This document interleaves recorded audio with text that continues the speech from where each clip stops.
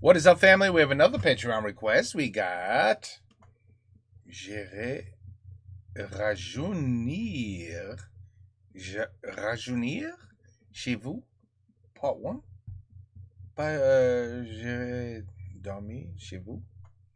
Compilation. Okay. Rejuvenate? What is that word? J'irai. Rejoin you in your... Rejuvenate would make... je sais pas. Je sais pas. Je sais pas. Mais je sais, j'adore Antoine, alors... what? Bon, oui. 1h20 minutes. Oh, wow. Probably 3 parts. Maybe...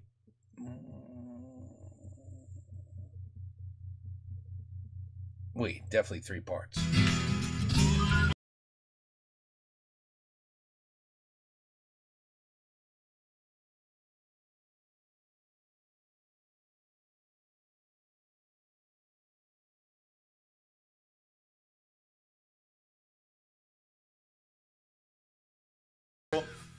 Alors en ce moment, c'est le confinement. Attends, I'm sorry. I gotta adjust the volume. A little louder. Comme ça, peut-être? Et puis, c'est moyen rigolo quand même. Alors, on reçoit pas mal de choses sur Internet qui nous changent un peu les idées, mais il faut quand même remarquer que même quand c'est rigolo, ça parle encore de confinement. Donc, moi, ça me saoule. J'aime bien faire... prendre ma petite route à moi, et puis surtout j'ai envie qu'on rêve un peu. Donc la seule chose que je peux faire, moi, puisque je suis comme tout le monde, je suis confiné, je ne peux pas aller me balader, rencontrer les gens, etc. En fait, c'est vous parler de voyage. Alors je ne vais pas vous parler des voyages que j'ai fait avec J'irai dormir chez vous, parce que ceux-là, vous, en principe, vous pouvez les connaître, et en tout cas, vous pouvez les trouver sur Internet, en cherchant un peu, il y a quand même pas mal d'épisodes en ligne. Donc, je vais vous raconter les voyages que j'ai fait avant. Parce qu'en fait, J'irai dormir chez vous, j'ai commencé, j'avais 43 ans. Ah. Et moi, j'ai commencé à voyager à 20 ans. Ce qui fait qu'il y a plein de voyages que j'ai fait avant, dont je n'ai pas spécialement parlé, et qui sont quand même vachement intéressants. Wow! Je dirais même que... Wow! Look at les jeunes! Wow! Eh ben voilà. Tu vois? Ça va vite.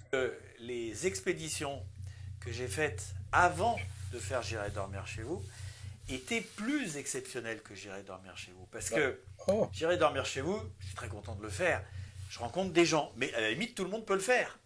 Alors que les expéditions que j'ai faites avant, c'était des trucs qui m'ont emmené dans des endroits absolument incroyables. Je veux dire, c'est des gouffres de glace au Groenland, dans des falaises au Mexique. J'ai fait du reportage de guerre, plein d'expéditions scientifiques, des films animaliers.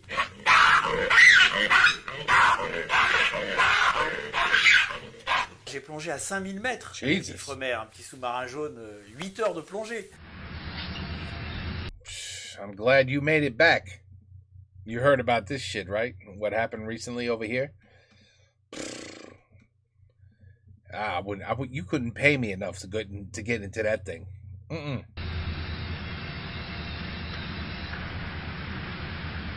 Yeah, Antoine, man. No fear. Grosse couille. Eh oui.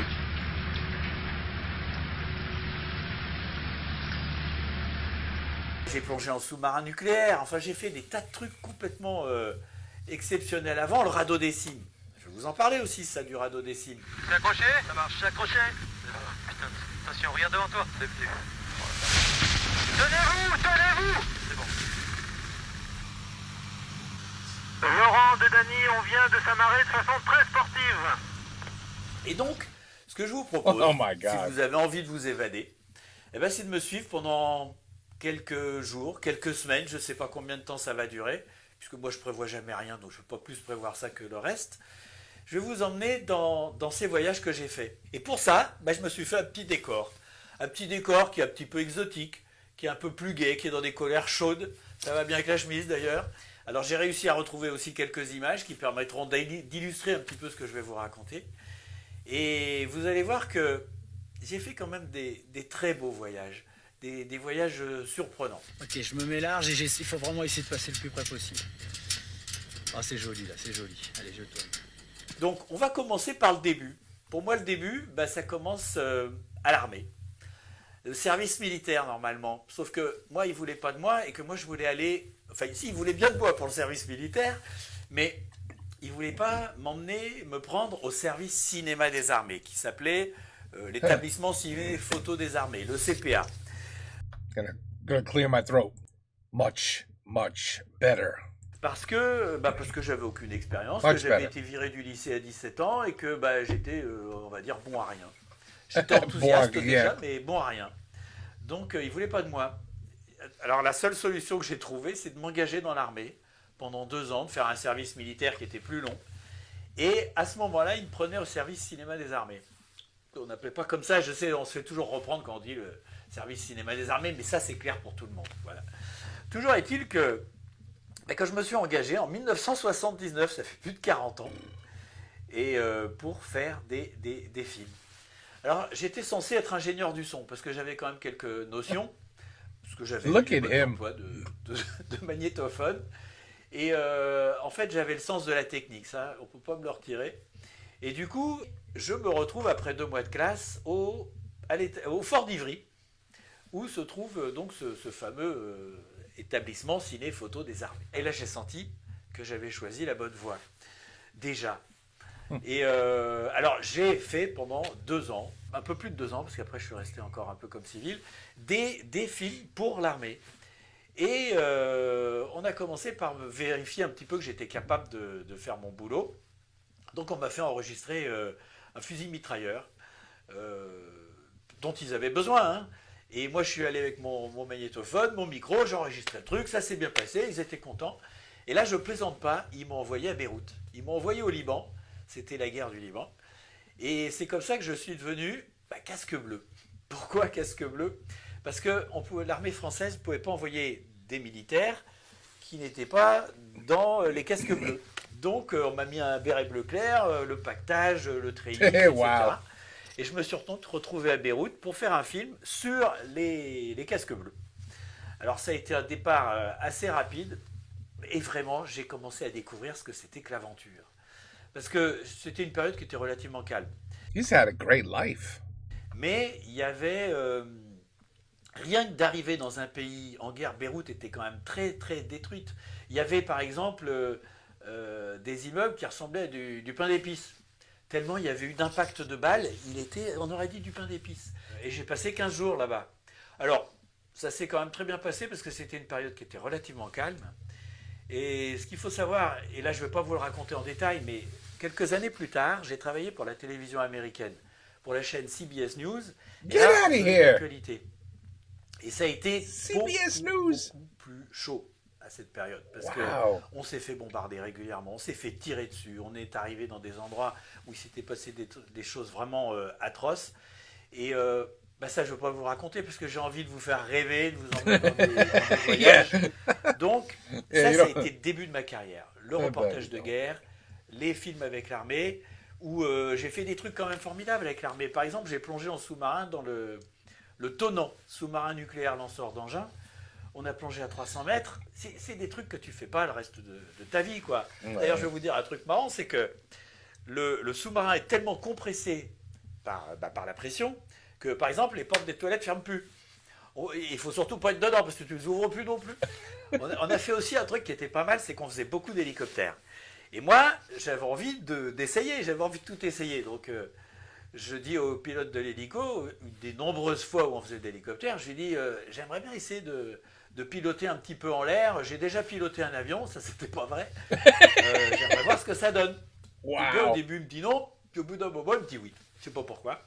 Get out Alors, of here. dit comme ça, on se dit non, c'est pas possible. Si, parce que prendre le manche d'un hélicoptère en l'air, quand il y a une double commande et que tu as un autre mec qui tient les commandes et qui sait bien piloter, en fait, c'est pas si dangereux que ça. C'est un peu la même chose que si tu étais sur l'autoroute et puis qu'il y avait 2 volants dans la voiture et puis qu'on est en train de rouler à 120 et puis tu dis est-ce que je peux tenir le volant? L'autre, il a un deuxième volant, il peut te laisser le volant. C'est pas dangereux. Donc, moi, je me retrouve à piloter l'hélicoptère. Et c'était en fait assez instinctif, surtout que j'avais un deuxième hélicoptère qui était devant moi et c'était assez naturel de le suivre, quoi. Donc, j'ai fait ça. Et un peu plus tard, j'ai demandé dans un avion si je pouvais piloter l'avion parce que j'avais déjà essayé un hélicoptère. I love this guy. Et là, c'était vrai. Et pareil, j'ai fait du Et là, pilotage c'était d'avion vrai. en l'air. Attention, c'est vraiment pas. Je ne sais pas piloter ni un avion ni un hélicoptère. Je suis pilote. Oh, that's something else. Don't worry about it. Mais tout ça pour dire que quand j'étais dans le sous-marin nucléaire, eh ben, j'ai eu envie de faire la même chose. Donc j'ai demandé au mec si je pouvais tenir la barre. Et ils m'ont dit oui. En fait, je vais vous dire comment ça se passe. Tu as une espèce de télé, il y a des traits, des quadrillages, des machins, puis il n'y a rien à voir en sous-marin. Et j'ai tenu la barre pendant un petit quart d'heure pour voir, pour m'amuser. Et pourquoi je vous dis ça? Ben, c'est juste pour vous dire que la plongée qu'on avait faite en sous-marin nucléaire à cette époque, en fait, c'était le Premier ministre ou ministre de l'armée, je ne sais plus, Pierre Mauroy, qui avait voulu faire une balade en sous-marin nucléaire. Et nous, on nous avait demandé de filmer ça. Donc moi, en tant qu'ingénieur du son, j'avais fait le son de ce petit reportage. Mais c'est juste pour vous dire que aujourd'hui, je peux me vanter d'avoir été le chauffeur de Pierre Mauroy dans un sous-marin nucléaire. Voilà, ça sert à rien. And a helicopter. Ça m'amuse. Alors ensuite, ben, j'ai continué à voyager. Après avoir fait CBS, où là, vraiment, ça a été plusieurs années. Je vous raconterai ça une autre fois. C'est pas drôle. C'est pas drôle. Pas que drôle. Mais j'ai voulu partir en voyage parce que je me rendais compte que les expéditions, tous ces trucs-là, c'était ma vie. Je voulais y aller. Et à ce moment-là, il y avait d'ailleurs un organisme qui existe toujours, qui s'appelle la Guilde européenne du raid. Alors, cet endroit mettait entre autres des aventuriers, des gens qui voulaient partir en expédition entre eux. Ceux qui organisaient, qui cherchaient du monde. Et moi, je prends un petit papier, il y avait un endroit où tu pouvais mettre tes petites annonces, et je mets ingénieur du son libre tout de suite pour partir en expédition, n'importe où. Et puis quelques jours plus tard, je reçois un coup de fil d'un mec qui me dit qu'il part en expédition au Pérou, en Amazonie, en montagne, etc. Et qui cherche quelqu'un pour faire le film. Mais il veut quelqu'un qui fait tout le film. Et moi, en fait, je suis juste ingénieur du son. Alors j'ai déjà filmé un petit peu, mais pas grand-chose, en Super 8, quoi. Et puis, il commence à en raconter le voyage. Donc, il s'agit de partir en montagne au Pérou, faire des sommets de 6000 mètres, et puis après, And let me guess, he said, "Can I come with you?" aller en Amazonie, faire un raid énorme, passionnant, génial, quoi. Et moi, je me dis, attends, je peux pas laisser passer ça, quoi. Donc, je dis, ok, je vais faire le film.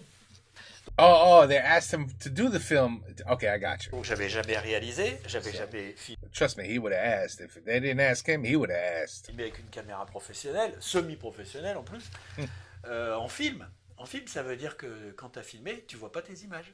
Tu vois tes images quand tu reviens, 2-3 mois après. Oui. Donc, je lui dis, est-ce que je peux avoir la caméra pour faire des essais, pour vérifier qu'elle marche bien? En réalité, je ne veux pas vérifier si la caméra marche bien. Je veux surtout vérifier si je suis capable de filmer. Et donc, j'achète une bobine de 30 mètres que je mets dedans. Je vais dans un jardin public. J'achète une petite cellule à la FNAC. Et puis, je lis le mode d'emploi. Je mets en application le mode d'emploi. Et je filme dans le jardin public. Je fais des trucs. Et puis, je fais développer la pellicule. 2-3 jours plus tard, elle revient. Les images sont bonnes. Je dis, OK, je pars. Alors, je vous préviens tout de suite. On s'arrêtera à chaque fois de manière un peu abrupte. Parce que moi, je vais vous raconter des trucs et des trucs. Mais on va faire des épisodes. Mais il y aura des épisodes, j'espère, chaque jour. Donc, bah, vous aurez la suite demain. Voilà. Ben, tu vois, ça marche très bien.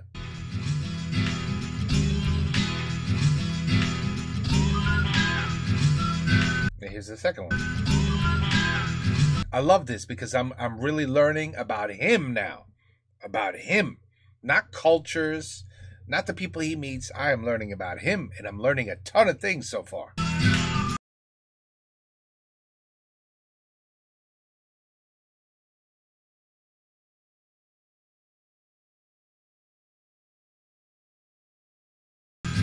Now you have Dora the Explorer. Voilà. That's the male version. Antoine the Explorer.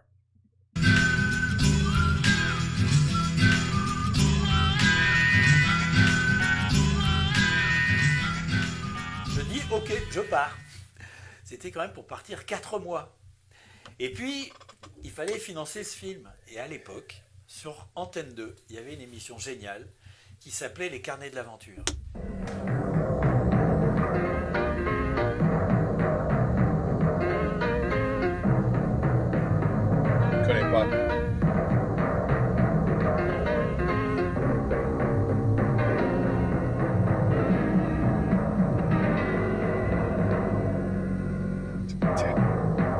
They really got to work on some new music intro.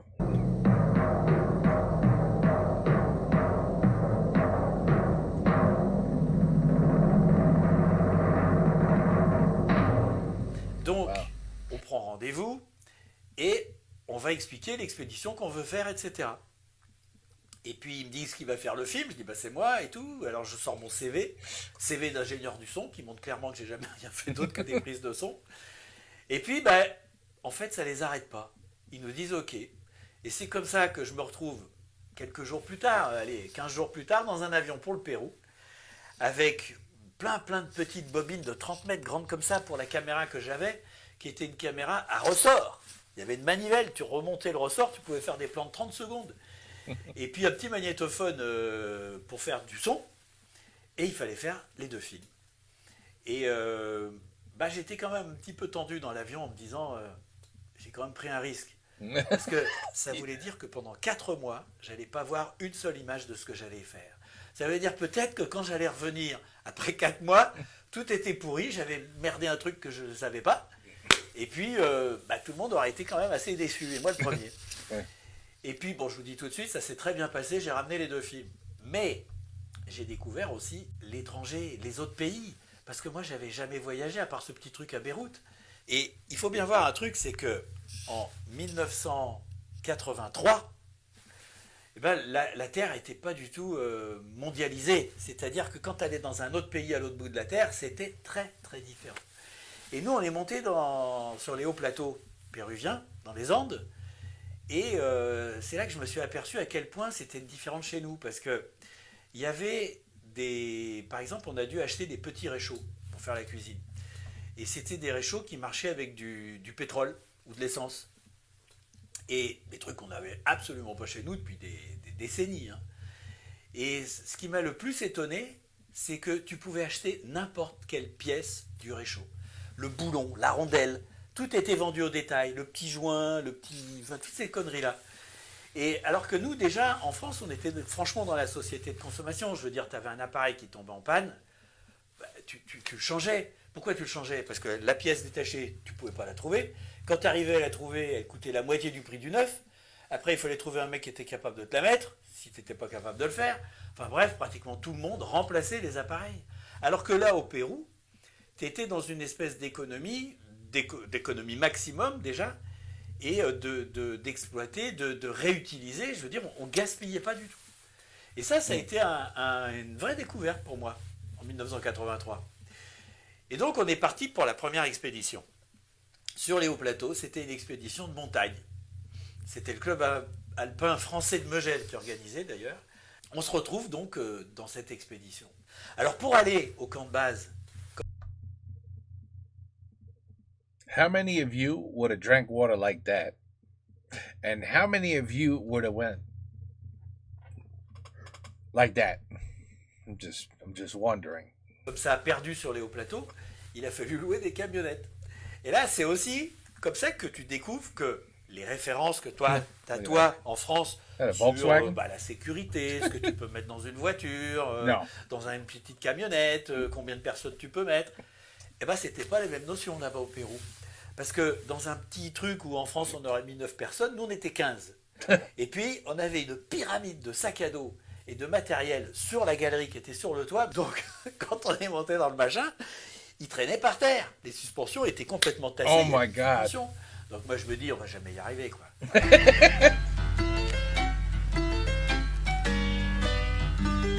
Ils ont arrivé. Et pas du tout.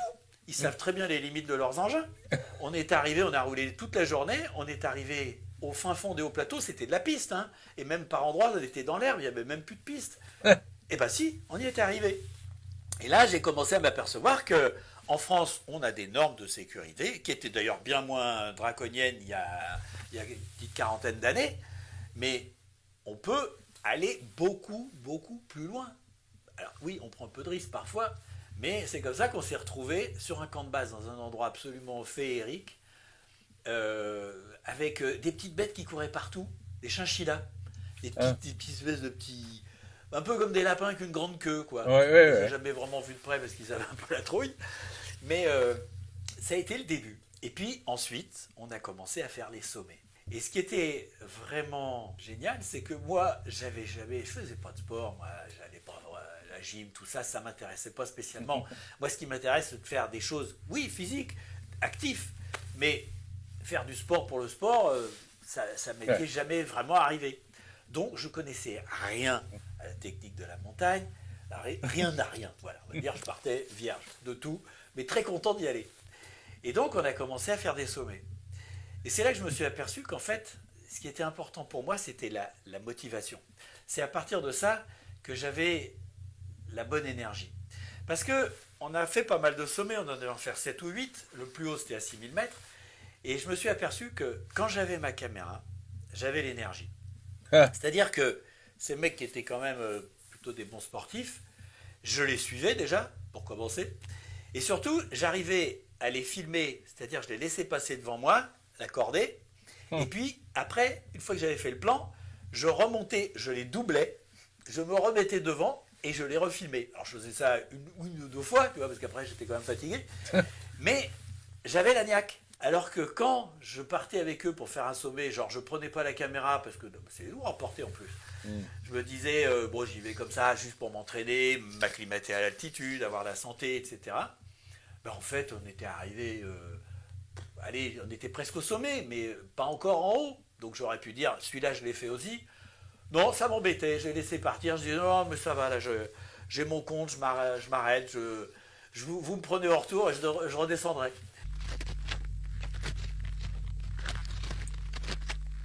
Alors, What an amazing life. aussi, j'ai découvert un peu les techniques de montagne. Le glacier, j'ai jamais fait ça. Alors, tu mets des crampons à tes chaussures. Dans les crampons, il y a des pointes, comme ça tu glisses pas dans la glace. Ouais. Et puis même à l'avant, tu as des pointes comme ça, clac. Et donc quand tu montes sur le glacier, ça va, c'est assez simple. Tu glisses pas, tu as des bâtons, Ouais. tu es équilibré, on est encordé, tout ça, ça va. Et puis on est arrivé en haut d'un sommet. Et là, ils ont décidé, pour gagner du temps, et parce que c'était sûrement plus rigolo, de descendre en rappel. Mais moi, c'est pareil, j'avais fait ça. Et bien, le rappel, je vais vous raconter comment ça se passe quand tu n'as jamais fait ça. L'idée, c'est de descendre un à pic avec une corde. Mais tout seul, puisque tu es censé savoir faire. Donc, tu as un descendeur qui est un bignou dans lequel tu passes la corde, et après, tu peux gérer la descente. Ça, dans le principe, c'est assez simple à comprendre. Mais le truc, c'est que tu as la trouille. Parce que pour descendre, déjà, il faut reculer. C'est-à-dire que le vide, il est derrière toi, on n'y va pas en avant. Donc déjà, le trou est derrière, tu recules. Ben ça stresse. Et puis, tu arrives à l'angle, à l'endroit où il y a la pique. Et là, il faut faire un truc qui est vraiment contre nature, c'est partir en arrière et mettre ton cul dans le vide. Et te faire retenir par la corde. La corde dans laquelle tu es censé avoir confiance, ce qui n'est pas du tout mon cas. Et du coup, au lieu de partir en arrière comme il fallait faire, eh ben, je reste vertical et je me pète la gueule.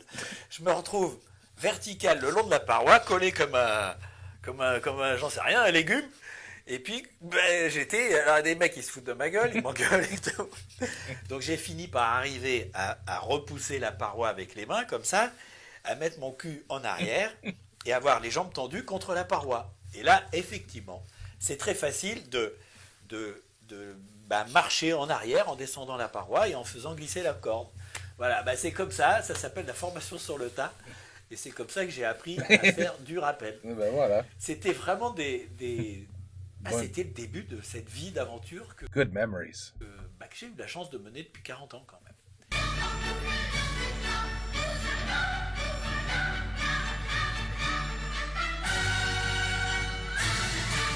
Et donc c'est comme ça C'est pas facile ça. Believe me, c'est pas facile. que j'ai fait le premier film que j'ai réalisé, qui est passé à la télévision sur France 2, Antenne 2, pardon, il a dû passer en 84, un truc comme ça. Mais l'expédition s'arrêtait pas là. Il y avait une deuxième partie de l'expédition.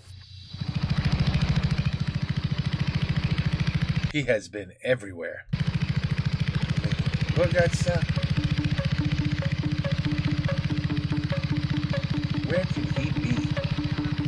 Palm trees in a swamp. Et ben voilà, c'est tout pour aujourd'hui. La suite demain, Ben dis donc, il a fait beaucoup alors pour 1h30. ou après-demain. on verra. En tout cas, je vous oublie pas, restez chez vous, salut!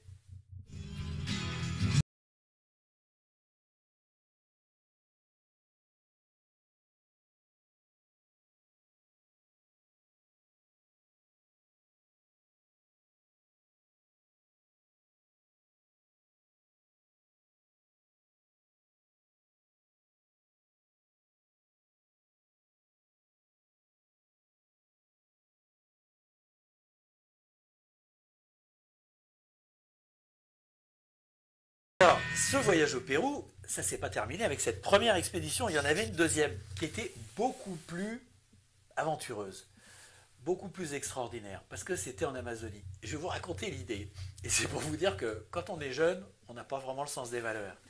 You got C'était that de right. partir de Pucallpa, You une got that petite right. ville au Pérou, en Amazonie, de remonter une rivière qui s'appelle l'Ucayali, qui est un des affluents de l'Amazone, Ukulele. de remonter ça jusqu'à un petit rio qui s'appelait le Chéchéa. Et le Chéchéa, toujours avec ce zodiaque, on avait un gros zodiaque de 5 mètres, c'était de remonter le Chéchéa, cette petite rivière, d'arriver à sa source, et ensuite de marcher une trentaine de kilomètres dans la jungle avec le zodiaque, tous les bagages, le moteur hors bord, d'arriver à une autre rivière, Wow. de descendre cette rivière qui rejoignait l'Amazone et d'aller jusqu'à Belém, à l'autre bout du Brésil, sur la côte atlantique. Eh ben, dis Je vais donc. vous dire tout de suite, c'était totalement impossible à faire. Oh, Parce que déjà, le petit Rio Chéchéa, quand tu le remontes, tu crois qu'à la source, elle est navigable? Non, pas du tout. C'est bien avant d'arriver à la source qu'il n'y a plus d'eau. Et puis de l'autre côté, c'est pareil. Et puis surtout, de descendre à Belém, ça aurait été des mois avec notre petit Zodiac. Alors maintenant, je vais vous raconter le voyage. Au départ, on devait faire cette expédition avec un Zodiac. Alors un Zodiac, vous voyez ce que c'est ces bateaux gonflables avec un moteur hors bord qu'on voit un petit peu partout. Ouais. Mais ça ne s'est pas du tout passé comme on voulait. C'est-à-dire que le début a été plutôt chaotique. Et honnêtement, avec les années qui sont passées, je regrette de ne pas l'avoir mis dans le film. Et d'ailleurs, c'est pour ça que je ne vais pas pouvoir illustrer le début du voyage, parce que je n'ai pas les images. Parce que ce que j'avais tourné à l'époque, tout ça c'est perdu. Moi, il ne me reste que le film. Donc, on a commencé et on aurait dû être 6. Et puis, comme il y en a qui se sont engueulés les uns avec les autres, on est parti qu'à 3. Mais heureusement, parce que à 3, plus un guide qu'on avait pris sur place pour nous aider, le bateau n'avançait pas.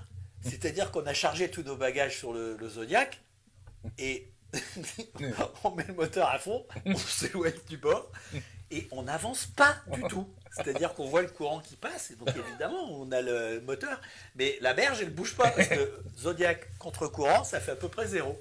Donc on a fini par s'éloigner là où il y avait moins de courant et on a fini par pouvoir commencer à remonter, mais on n'avançait pas. Donc je vous laisse imaginer si on avait été 6 à bord, on n'aurait jamais pu partir quoi. That's Et true. donc on commence à remonter l'Ucayali, la Ah oui. rivière.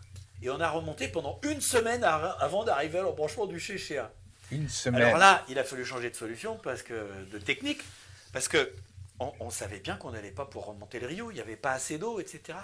Et donc, qu'est-ce qu'on a fait? On a pris le transport local, c'est-à-dire qu'on a loué une pirogue avec un mec qui savait l'utiliser. Et ça aussi, c'est génial.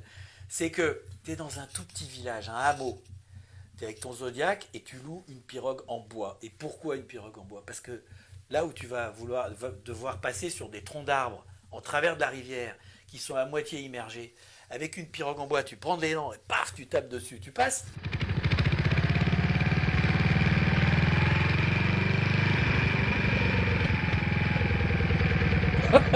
Wow.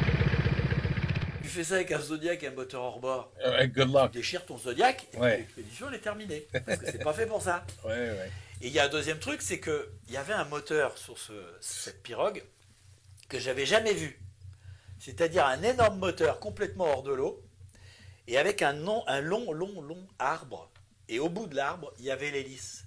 Mais ça, c'est pareil, c'est super bien parce que l'hélice, tu la mets à peine dans l'eau, tu peux la soulever très facilement quand tu dois passer par-dessus un tronc d'arbre et même tu peux creuser le sable avec l'hélice.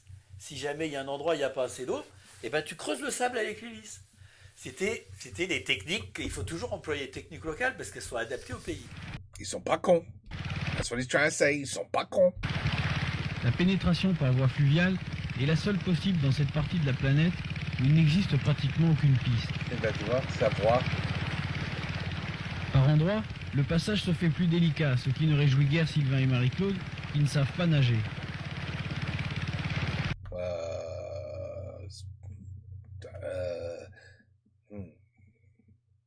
So, why'd you go on a boat if you don't know how to swim? I never understood that.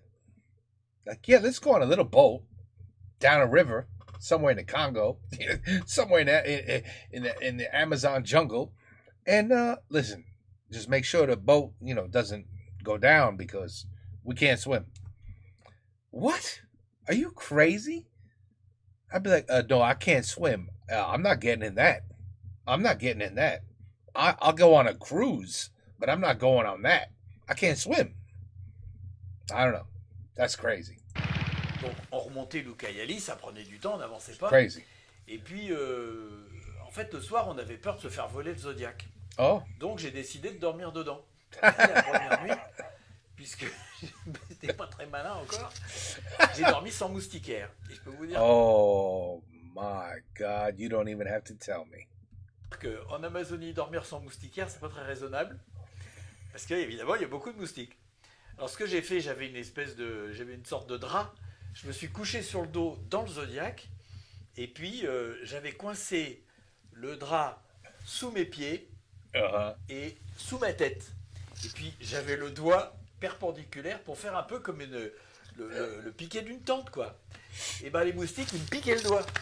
Alors, évidemment, j'ai tenu comme ça pendant quelques... je sais pas, trois quarts d'heure, 1 heure, et puis après je me suis endormi, et puis ils m'ont piqué toute la nuit, et puis j'ai pas chopé le palu. Ça m'est arrivé, mais pas cette fois-là. Et ça... Wow, he did get malaria. Ah, mais c'était une nuit un peu compliquée. Mais en fait, c'est le lendemain que j'ai eu la bonne idée, parce qu'on avait des tentes qui étaient avec des arceaux en fibre de verre, et en fait, il y avait 3 arceaux qui s'entrecroisaient, et j'en ai enlevé un. Du coup, ça faisait à peu près la largeur et la longueur du Zodiac, donc j'ai pu m'installer dans le Zodiac, protéger les moustiques, et là j'ai bien dormi. Wow. Alors il y a eu un moment aussi qui a été assez chaud, et je pense qu'on n'est pas passé loin d'avoir des vrais ennuis. C'est qu'un soir, à la tombée de la nuit, on était en train de faire le feu, de commencer à cuisiner, etc. Et puis on était sur une plage, sur la petite rivière, quoi, dans une courbe de cette petite rivière, le Chéchéa. Et à un moment, j'ai vu arriver un Indien qui était avec son arc, mais vraiment bandé avec une flèche, etc., et qui avançait tout doucement vers nous. Et là, vraiment, je ne sais pas ce qu'il allait faire. En fait, je ne savais pas s'il avait peur, et qu'il se disait, oula, qui c'est ces gars-là, ou s'il venait vraiment pour nous agresser, nous dévaliser, quoi. Et ça, c'est des choses qui sont tout à fait possibles. Je veux dire, quand on part comme ça, loin, dans des endroits comme l'Amazonie ou ailleurs, en fait, moi, je trouve que le plus grand danger, c'est pas qu'il y ait des gens méchants, c'est les mêmes dangers qu'on a chez nous. C'est-à-dire qu'il y ait des voleurs, des bandits, des trucs comme ça. Et celui-là, je ne sais pas vraiment ce que c'était. Mais quand je l'ai vu arriver, je me suis dit, vraiment, je ne le sentais pas du tout. Et heureusement, on avait notre guide qui parlait complètement espagnol, etc., et qui connaissait complètement la région. Et là, il ne l'avait pas vu. Et donc, moi, je l'ai tout de suite appelé en lui disant, ah, il y a quelqu'un là, je ne sais pas trop. Il est venu, et dès que l'autre a vu qu'on n'était pas simplement des gringos, quoi, des touristes perdus dans la forêt, et ben là il s'est calmé, et puis ils ont discuté un petit peu, mais j'ai pas senti que c'était vraiment détendu comme discussion. Toujours est-il qu'on n'a pas eu d'ennui. Mais je pense qu'on aurait été juste 3 Européens comme ça perdus, je sais pas ce qui serait passé. Et j'ai beau temps pour le savoir. Alors, j'ai pas d'image de cet Indien, évidemment, parce que c'était vraiment pas le moment de filmer. Et au bout de quelques jours, vraiment ça faisait déjà 8-10 jours qu'on était partis, on est arrivé dans un tout petit village, et là c'était extraordinaire. Extraordinaire parce que on était très loin de la civilisation. Il n'y avait que le chef qui avait un t-shirt. Tout le monde était habillé avec des vêtements traditionnels, et même le tissu, c'est eux qui le faisaient, ils tissaient. Il y avait des métiers à tisser partout, et ils faisaient leurs vêtements. C'était des vêtements, un rectangle de tissu avec 2 couches, et il y avait une encoche sur les 2 côtés pour passer les bras, et une encoche en haut, un trou, pour passer la tête.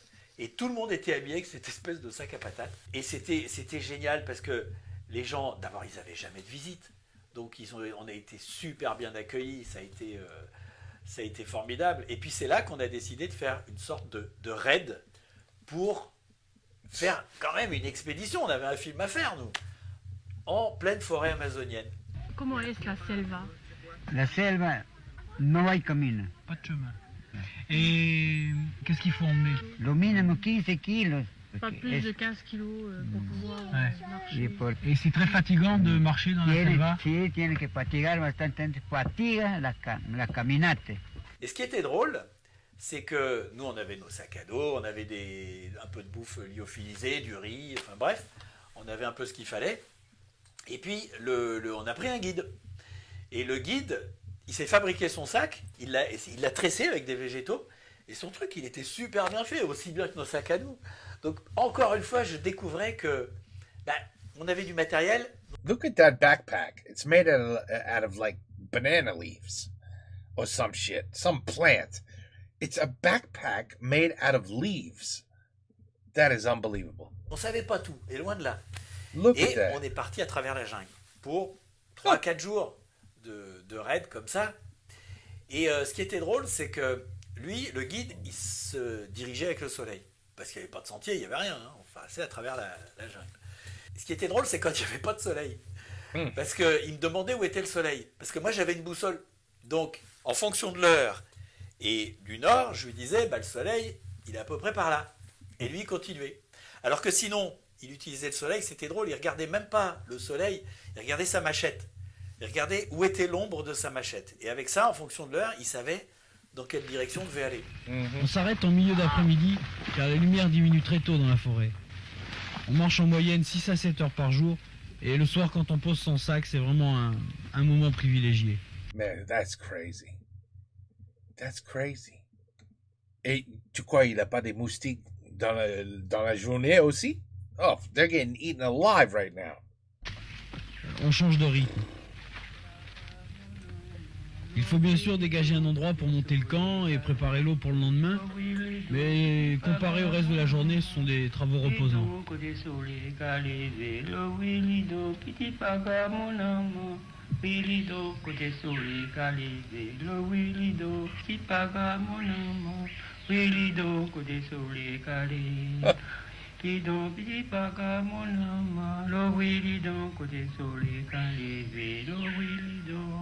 Et on a marché comme ça, donc une bonne petite semaine.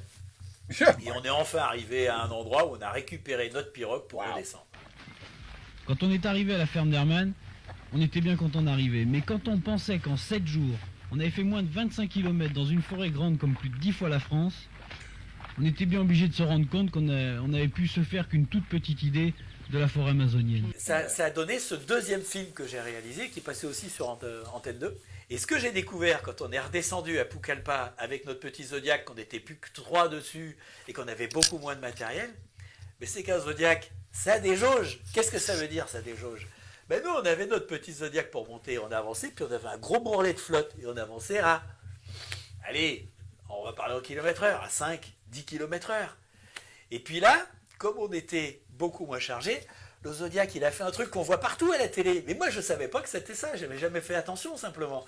C'est d'un seul coup, le Zodiac, il avait comme ça. Et il s'est soulevé. Et là, on s'est mis à foncer, mais à une vitesse que je ne connaissais pas, qu'on n'avait pas du tout découvert pendant l'allée. Et on est redescendu en 2 jours, parce qu'on avait mis 8 jours à monter, quoi. Wow. C'était génial. Bref, l'aventure, le grand air, j'étais super content. Et ça, c'était le début de mes voyages. Ben Et voilà. voilà, c'est tout pour aujourd'hui. La suite 35. demain. Okay. You know what? We'll stop here and we'll do another one. Demain, on verra. En tout cas, je vous oublie pas. Restez chez vous. Salut. We'll be back. We'll be back. I love this guy. And what an adventurer. Seriously. This man has been everywhere. It's a beautiful thing. It really is. Listen, when it's time to go, you know how a lot of people say, "Oh, I really regret that I didn't do this. Oh, I really wish I had done that. You know, now I can't do it no more. I'm too old. I'm sick or whatever. Or my days are numbered." This guy's gonna be like, I wish I had relaxed a little more in the house because there's nothing this man has not done. It's a beautiful thing. He must be still today going, you know, I really wish I would have went to this country. I think I could still do it, you know, but he's not going to be that person that says, I regret not doing, because this is what you call a go-getter. That's what he is. Antoine is a go-getter. But anyway, I love all his videos, and I think we just did one in Kazakhstan. I think that was the last one we just did, and I can't wait for the next one. And voila, this will be part one. Okay, take care. Peace out. À la prochaine.